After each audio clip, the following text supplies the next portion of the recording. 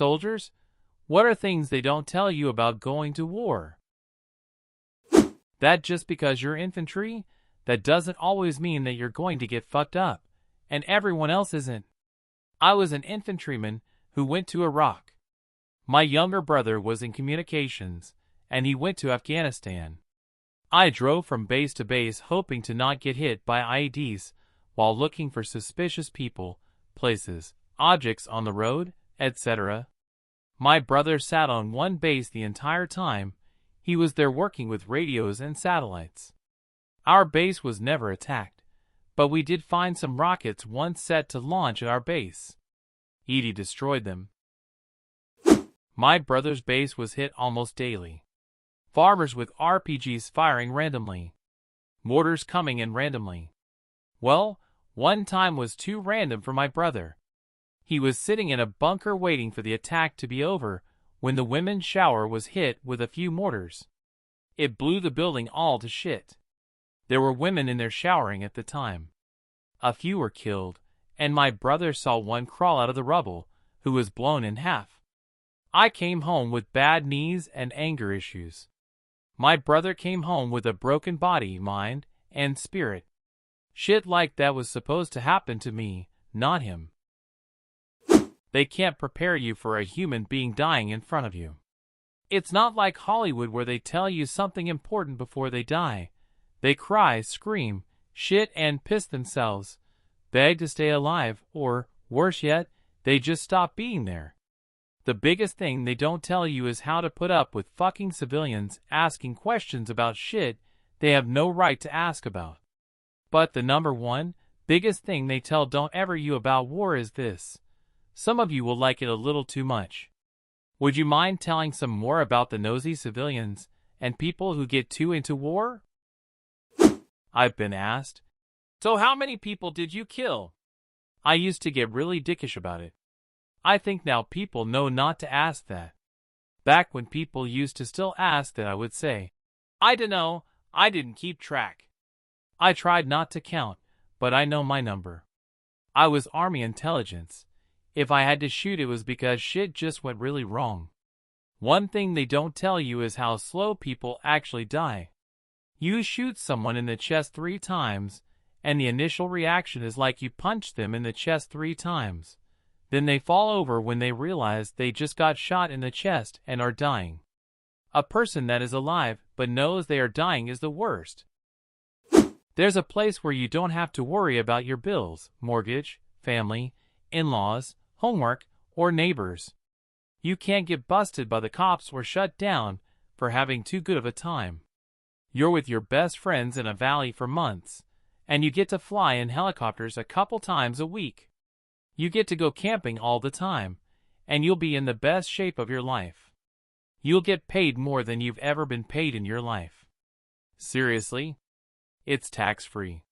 You get Girl Scout cookies at a certain point, and then it seems like every officer, and some of the medics, somehow never runs out.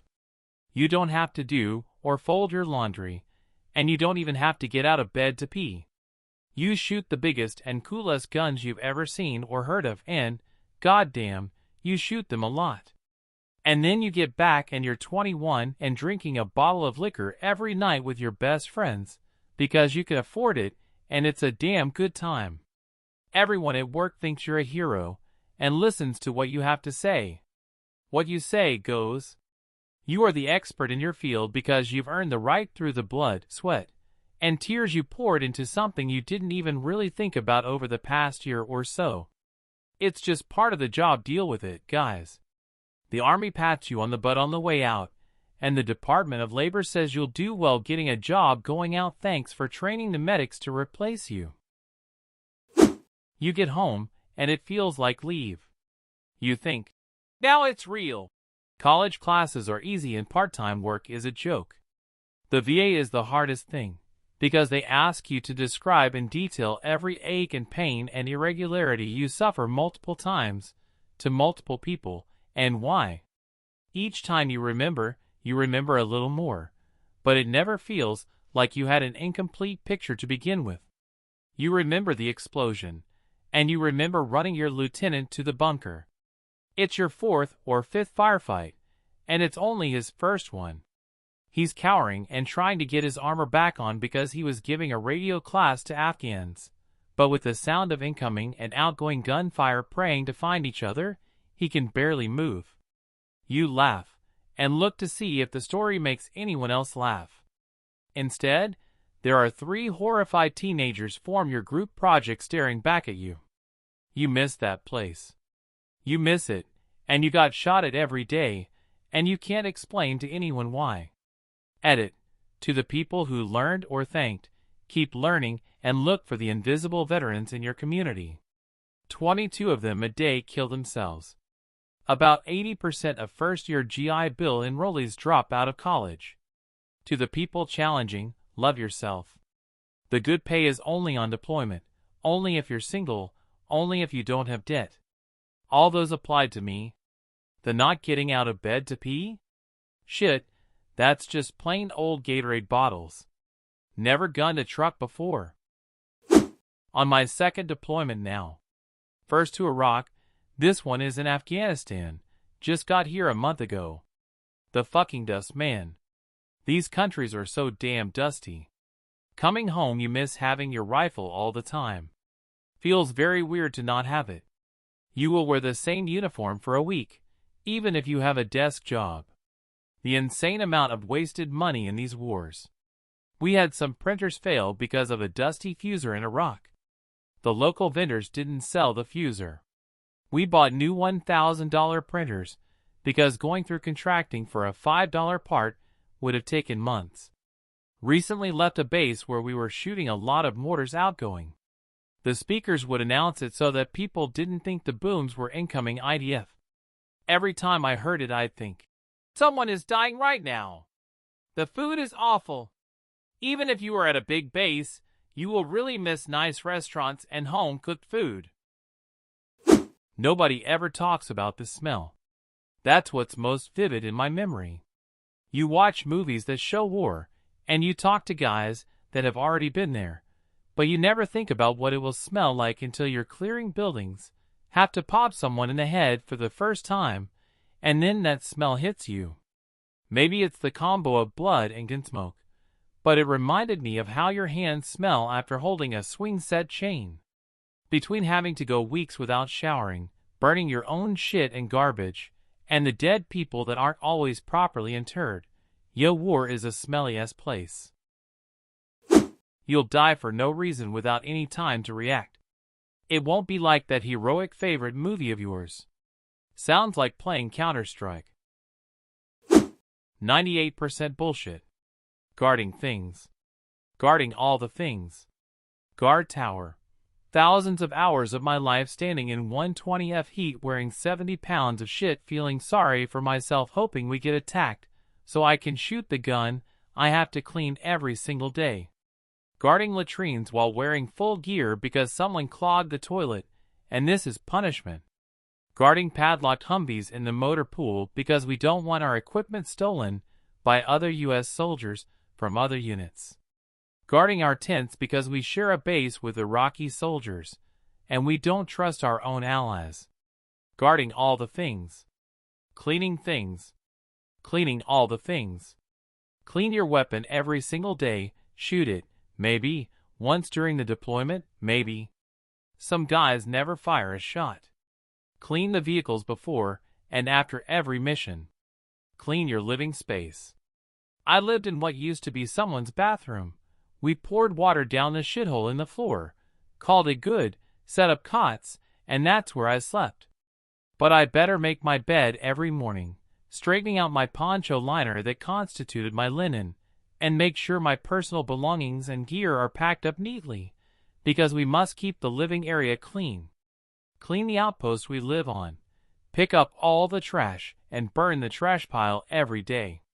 Even though we live on an outpost where we burn our own shit in barrels a few 100 feet away from where we eat our meals. Clean all the things. Maintenance. I signed up as an infantryman. One would, if uninformed, believe that mechanics fix vehicles. Wrong. We do our own maintenance on our Humvees, MRAPs, Bradleys, and M113s.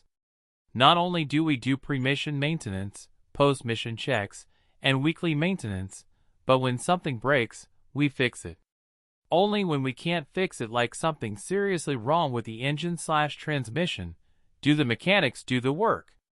Change track on a Bradley? There are about 180-ish. It's been a few years. Correct me if I'm wrong. Track pads on 180-ish track shoes on a Brad. We change pads twice a month, or more often if they burned out. Driving 45 kilometers per hour on asphalt in 120F heat, the pads literally catch fire and melt off the track.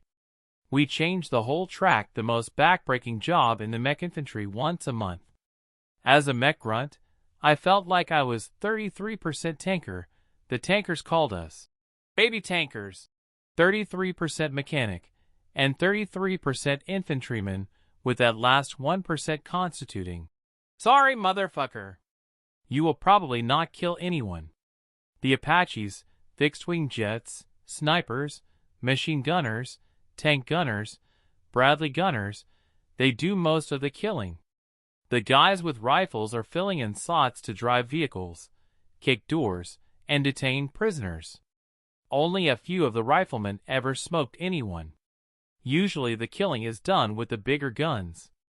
When the shooting starts, almost all the fire is meant to suppress the enemy position, so they hunker down and give us freedom of movement to maneuver on them, close with them, flank them, and engage them. Dudes would literally dump off dozens to hundreds of rounds in a gunfight, and at the end of it, we either found no bodies, or didn't bother to look. Nobody wins. The losers are the civilians.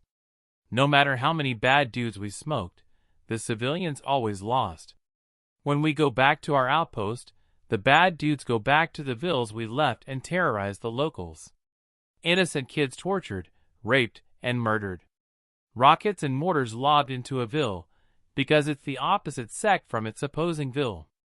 We found over 90 bodies of extrajudicial killings, murder victims, from Shiite versus Sunni sectarian violence in just the first month of my first combat tour, a tour that lasted 15 months.